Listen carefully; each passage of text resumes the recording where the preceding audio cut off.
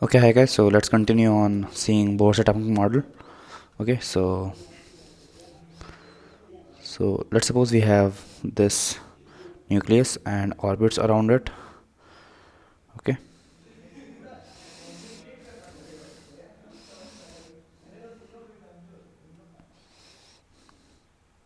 and the last orbit is this. Okay, so now what happens is, so this is n equals to 1, this is n equals to 2, and this is n equals to 3.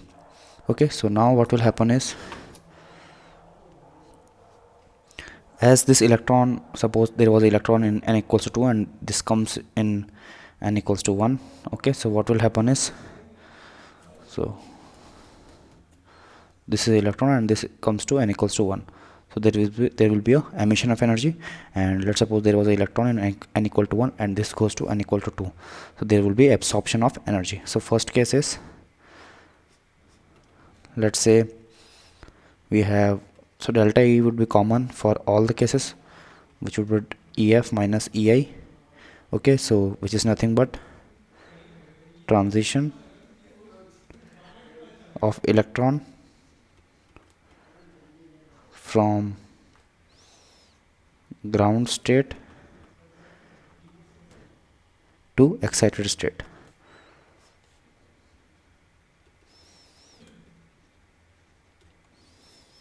Okay, so for this, E delta E would be E2 minus E1. Okay, because it is coming to second state from first state, which is the ground state. Okay, second case is,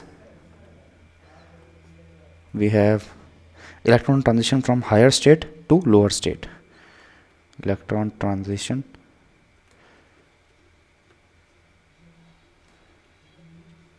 from higher state to lower state. So that implies, for example, from n equals to 2 to n equals to 1. Okay, so delta E would be, where is the electron coming to, that is n equals to 1, and where it is coming from, it is coming from n equals to 2.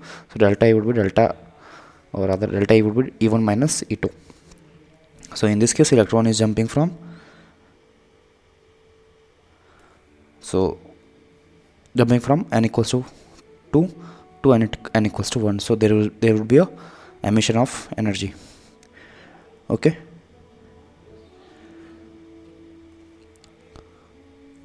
so next let's see some questions on it. So we have, you have to calculate maximum energy required to separate an electron from a hydrogen atom. So calculate maximum energy required to separate electron from H atom. So in this case, we have to move the electron from energy state 1 to energy state infinity.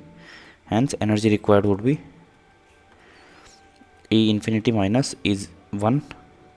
Okay, so E infinity is 0 and E1 is minus 13.6 electron volt. Hence the energy required would be 13.6 electron volt to remove an electron from the H orbit. Okay, so this is also called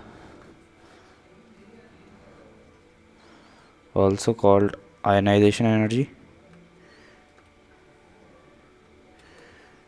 Okay, in gaseous form. Okay, and it's normally it will be called binding energy.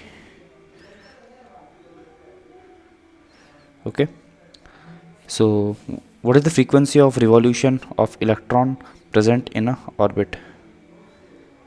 So we will be seeing the frequency of revolution of electron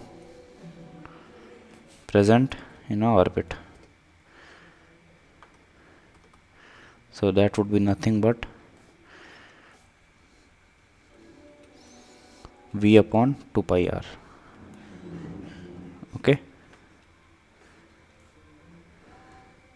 second inverse will be the unit. Okay, and we have already seen the relation of velocity with the z and n, that velocity is proportional to z by n, or in other terms we saw that velocity would be 2.18 into 10 raised to power 6 z by n meter per second. So just putting the value here, so we can see that, and r is obviously, we saw that r would be proportional to n square by z, or we saw that the value of r would be 0.529 n square by z angstrom. Okay, so just putting the value of v and r in the frequency, so we would be getting something like, so I hope you all understand from where f equals to v upon 2 pi r came from.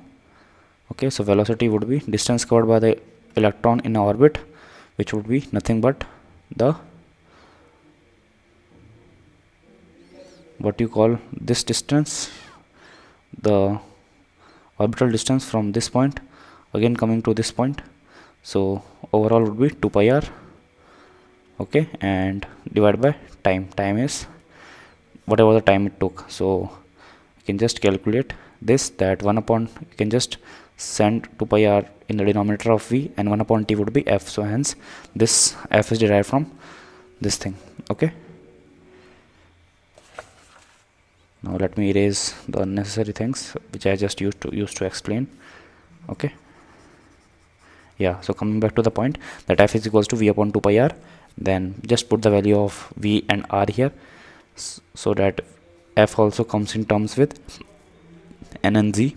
So v is f would be rather proportional to z by n because of velocity he is here in the numerator, and in the denominator r would be n square by z. Okay, so using this we'll get f would be proportional to z square upon n cube. Okay, now what will we see, that in objectivity we will say that if we have to compare the frequency of two electrons in two different atoms and in two different orbits, we will compare if that with z1 upon z2 whole square and n2 upon n1 whole cube. So that would be the frequency of two electrons in different orbits and different atoms. And what about r1 upon r2? So r1 upon r2 is, we already know that n is proportional to n square by z, hence r1 upon r2 would be n1 upon, rather n2 square and z2 upon z1. Okay, and what would be the relation of rather v? So we know that v is proportional to z by n, hence it would be z1 upon z2 into n2 upon n1. Okay,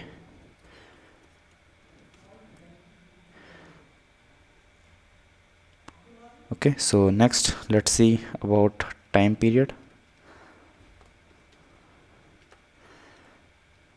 Okay, so for time period is defined as 1 upon frequency. Okay, so frequency was